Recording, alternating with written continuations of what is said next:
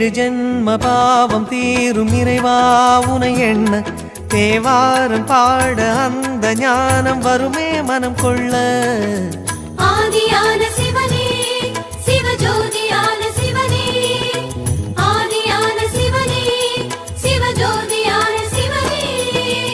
ஏழு ஜென்ம பாவம் தீரும் இறைவா உனை எண்ண தேவாரம் பாட அந்த ஞானம் வருமே மனம் கொள்ள.